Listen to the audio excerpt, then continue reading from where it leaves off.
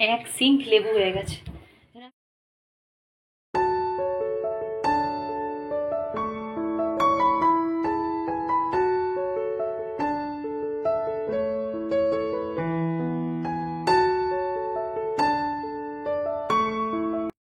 Good morning everyone, welcome to my channel. আমি শর্মিষ্ঠা। আশা করি আমার সকল বন্ধুরা অনেক অনেক ভালো আছো, সুস্থ আছো আর নিরাপদে আছো।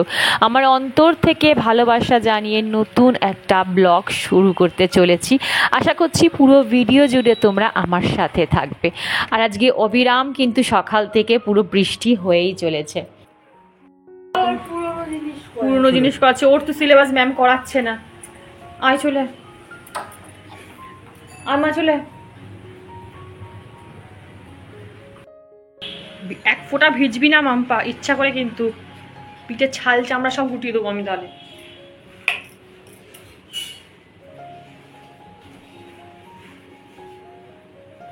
তো চলো বন্ধুরা, চাটা হয়ে গেছে আর চায়ের কালারটা দেখো পুরো হালকা কালার এসছে লিকার। আমি তো চিনি ছাড়া দুধ ছাড়া মানে একদম গরম জলে পাতা দিয়ে চা খাই, পাতা চা খাই, ঠিক আছে? চিনিও দিই না, দুধও দিই না। বেশ কয়েক বছর আমি চিনি দুধ খাওয়া ছেড়ে দিয়েছি। আগে একটা টাইমে দুধ ছাড়া আমি চা খেতাম না, মানে দুধ চা একদম ঘন ঘন করে দুধ চা চিনি দিয়ে সেটা খেয়ে দিন শুরু করতাম। এখন আমার ড্রাই ফ্রুট টাইফ্রুট সব খাওয়া হয়ে গেছে। চলো আগে মাকে চা দিয়ে আসি। মা আবার ঠান্ডা চা একদম খেতে পারে না, তাকে গরম গরম চা দিতে হবে, ধোঁয়া ওটা চা, যেটা আমি একদম পারি না। আমি একদম ধোঁয়া ওটা চা খেতে পারি না। ধরো চিনি গোলা আছে আর এই একটু মুড়ি দিয়ে চা খেলে না, যাদের গ্যাস অম্বলের ধার থাকে তারা যদি একটু শুকনো মুড়ি দিয়ে চা খাও দেখবে অনেকটা গ্যাস অম্বল কিন্তু কম হয়। কি কি সবজি আজকে হাজব্যান্ড নিয়েছে একবার দেখিয়ে দিই। এই যে বেশ সবুজ, ঝুড়িটা বেশ সবুজ হয়ে গেছে, দেখতে বেশ ভালো লাগছে। আর টমাটার, তো চলো এই যে উচ্ছে, ক্যাপসিকাম, এটা হচ্ছে ঝিঙে, শসা, টমেটো, এই হচ্ছে আজকের সবজি।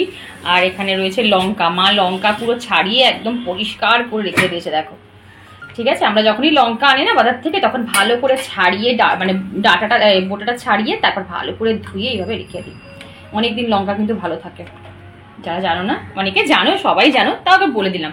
আর এখনো কি রান্না হবে আমি ঠিক বলতে পারছি না। আগে ব্রেকফাস্টটা করে নিই, তারপরে আস্তে আর ধীরে সুস্থে সবাই কি খায় দেখি সে বুঝে রান্না করবো। চলো মা ওখানে, মা তুমি ভাতটা নিয়ে চলো।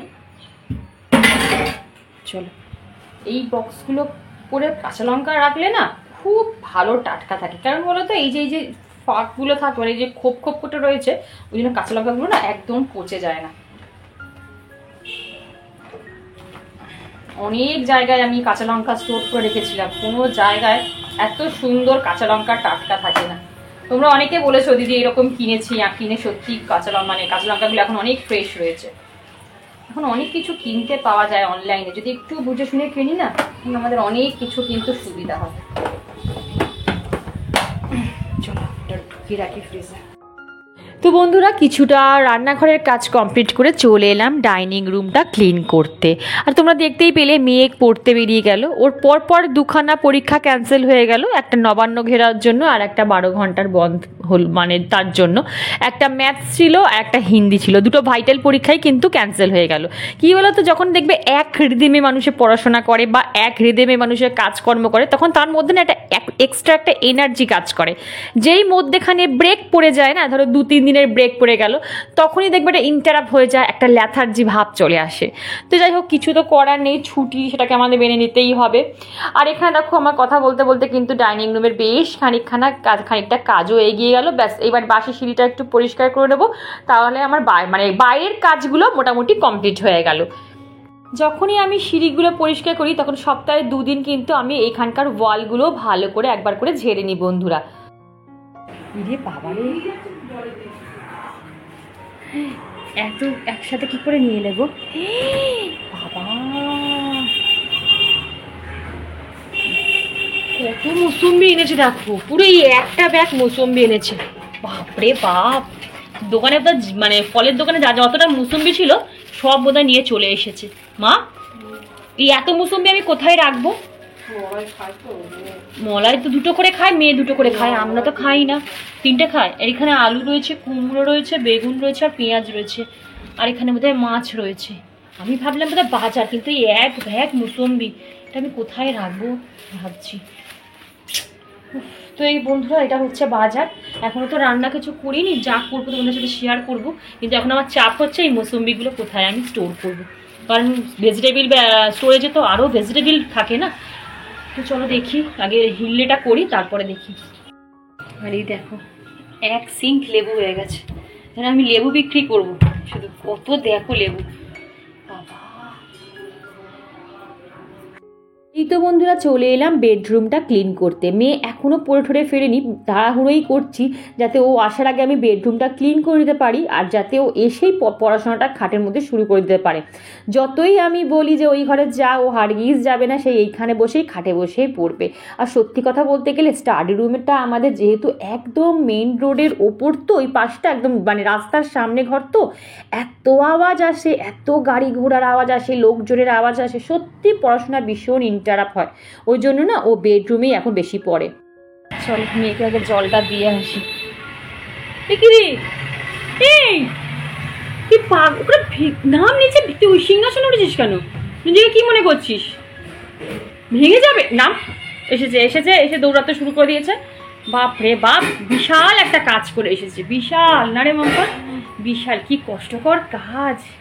জলটা খাও, খেয়ে আমাকে দাও। মুখের সামনে এখনো জল ধরছি, দাঁড়া, বুঝবি। মেয়ে জাস্ট নাও পড়ে ফিরলো, ওকে জল দিয়ে আবার চলে এলাম রান্নাঘরে। একটা মাছ এক্সট্রা ছিল, সেটাকে আমি এই স্টোরেজ বক্সটার মধ্যেই কিন্তু রেখে দিলাম। তোমরা এতদিন দেখেছো যে এই স্টোরেজ বক্সটার মধ্যে আমি ফল রাখি, সবজি রাখি, সব কিছু রাখতাম, কিন্তু এই স্টোরেজ বক্সগুলোর মধ্যে তোমরা কিন্তু মাছ মাংস সবই রাখতে পারবে। এতটুকু কিন্তু এর মধ্যে জল বসবে না।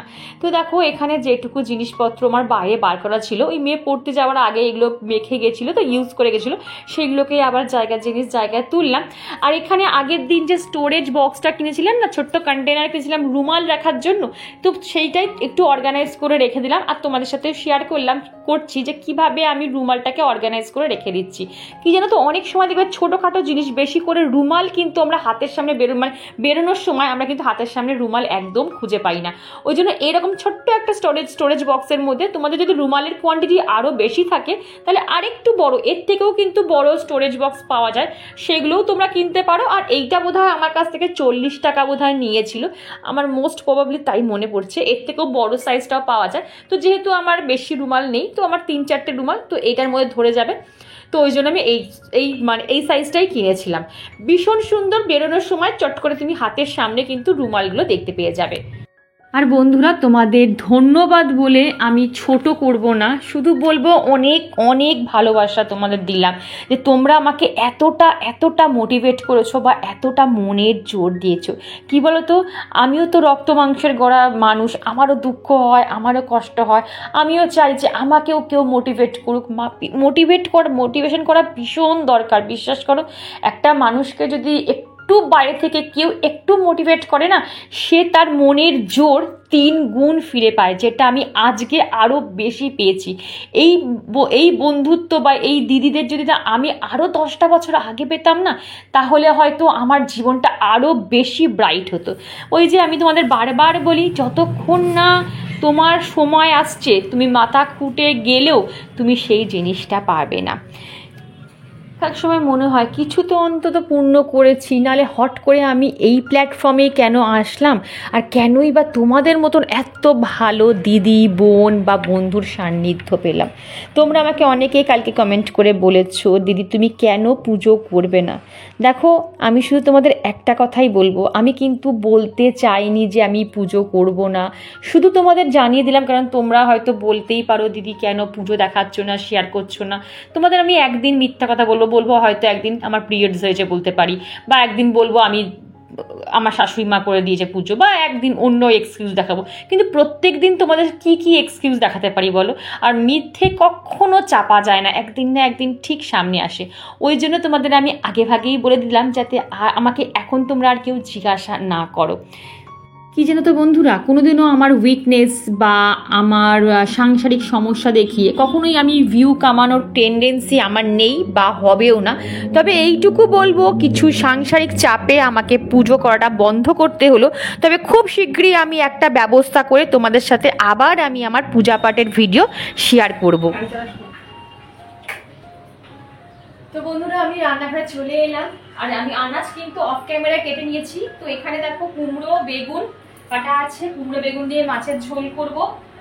আর এখানে কাঁকরোল দিয়ে মাছের মাথাটা তরকারি করব। আর এখানে তো মাছ মা কেটে রেখেছে, কেটে মা নুন হলুদ মাখিয়ে রেখেছে। ঠিক আছে, এটা বড় কাজ, এটা কমপ্লিট হয়ে গেছে। তো চলো, আর ভাত আর ডাল কিন্তু সকালবেলা হয়ে গেছে। আর আজকে তোমরা দেখলে যে আমরা ভাত খাইনি, আজকে মুড়ি আর চা খেয়েছি। তো চলো আমি আগে রান্নাটা ঝটপট করে বসিয়ে দিই, কারণ অলরেডি অনেকটা দেরি হয়ে গেছে রান্নাঘরে আসতে। এখন আমি সব কিছু ঈশ্বর আর সময়ের উপর ছেড়ে দিয়েছি। আমি মনে করি যে ঈশ্বর যা করে ভালোর জন্যই করে। ঈশ্বর যদি একটা পথ বন্ধ রাখে না, তাহলে দেখবে একটা পথ তোমার জন্য খোলা আছে, আর সেই পথে তোমার কোনো না কোনো ভালো কিছু তোমার জন্য কিন্তু ওয়েট করেই আছে। তো সেটার জন্যই আমি ওয়েট করে আছি, কারণ সব কিছুর জন্যই বলি যে এটা সেট আপের দরকার হয় বন্ধুরা। তবে আমি একটা কথা আমি প্রতি পদক্ষেপে মানি, যে ধরো তুমি বাড়িতে বসে কুঁড়ে ঘরে বসে, ধরো কুঁড়ে ঘরে, আমি তোমাকে এক্সাম্পল দিচ্ছি, কুঁড়ে ঘরে বসে তুমি স্বামী সন্তানকে নিয়ে নুন ভাত খাও, দেখবে তাতেও না কিছু মানুষ এত জ্বলে পুড়ে মরে যায়। তারা ভাবে যে আমরা রাজপ্রাসাদে বসে মাংস ভাত খাচ্ছি, তাতেও আমাদের এত শান্তি নেই। ওরা কুঁড়ে ঘরে বসে নুন ভাতকে কী করে তারা এত শান্তিতে রয়েছে। তাহলে কিছু তো একটা কলকাঠি নাড়তেই হবে। আগে আমি মানুষের কথা নিয়ে এত ভাবতাম, কেউ যদি আমাকে একটু খারাপভাবে কোনো কথা বলতো, আমি ওইটা নিয়ে দিনের পর দিন নিজেকে কষ্ট দিতাম। এখন আমি ভাবি যে কতটা বোকা তখন আমি ছিলাম। বাইরের থার্ড পার্সন মানুষরা যদি আমায় কোনো কথা বলতো, সেই কথা ভেবে আমি কষ্ট পেতাম। যে মানুষগুলোর কোনো অস্তিত্ব আমার জীবনে নেই। একটা জিনিস কি জানো তো বন্ধুরা, মনে প্রাণে ভাববে যে শত্রু তোমাকে পেছনে যত টানবে না, তত তুমি এলাস্টিকের মতো সামনের দিকে এগিয়ে যাবে। জীবনের মূল মন্ত্র তো আমি বুঝতে পেরেছি ঠিকই, কিন্তু অনেকটা দেরি করে বুঝেছি বন্ধুরা। আর দেখো, কথা বলতে বলতে কিন্তু আমার সব রান্না হয়ে গেল। আর মেয়ে যেহেতু ইলিশ মাছ খায় না, ওই জন্য মেয়ের জন্য কাতলা মাছের একটা কালিয়া করে দিলাম। আর কাতলা মাছের কালিয়ার মধ্যে যদি একটু মিট মশলা দাও না, দেখবে দারুণ খেতে হয়। অনেক সময় তো বিরিয়ানির মশলা থাকলে আমি বিরিয়ানির মশলাও কিন্তু দিয়ে দিই, একটা অন্যরকম কিন্তু ফ্লেভার আসে। তো যাই হোক, আমার কিন্তু ওখানে রান্না বান্না কমপ্লিট হয়ে গেল। আর দেখলে আমি কি বলতো, একটা অভ্যাস আছে, আমি রান্না করার পর একদম এক নেতা একবার ডাইনিং রুমটাও টেনে নিয়ে আসি। না হলে না কেমন যেন কি বলতো, ওই পাড়িয়ে আমরা ডাইনিং রুমে যাচ্ছি তো তেলে কেমন যেন হয়ে যায় রান্নাঘর থেকে। তো যাই হোক, আমার এখানে দেখো আমার রান্নাঘরটা বেশ টিপটপ হয়ে গেল। কি কি করলাম সব কিছু তো শেয়ার করিনি। ভাত, এই যে ডাল, এখানে কি আছে, এখানে মেয়ের মাছ আছে, মাছের ঝাল করেছি, যেহেতু ইলিশ মাছ খায় না তো ওই জন্য কাতলা মাছের ঝাল করে দিয়েছি। আর এখানে এই যে উচ্ছে দিয়ে, কুমড়ো দিয়ে, মাছের মাথা দিয়ে একটা চচ্চড়ি করেছি। উচ্ছে না, সরি কাঁকরোল দিয়ে করেছি। আর কাশ্মীরি মির্চের না আজকে মশলাটা শেষ হয়ে গেছিল না, তো ওই জন্য এমনি একটু সাদা সাদাই হয়েছে দেখতে, বেশ ভালো লাগছে কিন্তু দেখতে, বলো সবজির রঙটা বেশ ভালোই লাগছে। আর এই যে একদম সিম্পল পাতলা করে কুমড়ো দিয়ে আলু দিয়ে মাছের ঝোল করেছি। এই হচ্ছে আমার রান্নার মেনু। আর এখন ঘড়িতে বাজে, থ্যাংক ইউ সো মাচ যে আমার গোপাল পুজোর ভিডিও তোমরা এত মানুষ দেখেছো, এত মানুষ পছন্দ করেছো, আর এত মানুষ আমাকে তোমাদের মনের জায়গা দিয়েছো। বিশ্বাস করো, যেটুকু দুঃখ কষ্ট ছিল না, সেইটুকু আমি টোটাল ভুলে গেছি তোমাদের ভালোবাসা পেয়ে। তো বন্ধুরা, ভিডিওটা আর বেশি বড় করছি না, এইটুকুই রাখছি। যদি ভিডিওর কোনো অংশ ভালো লাগে তো প্লিজ চ্যানেলটা সাবস্ক্রাইব করে আমার পাশে থেকো, লাইক করো, আর কমেন্ট করতে একদম ভুলো না। মনে রাখবে তোমাদের কমেন্ট হচ্ছে আমার মনের জোর। আজকে আসি বন্ধু, টাটা।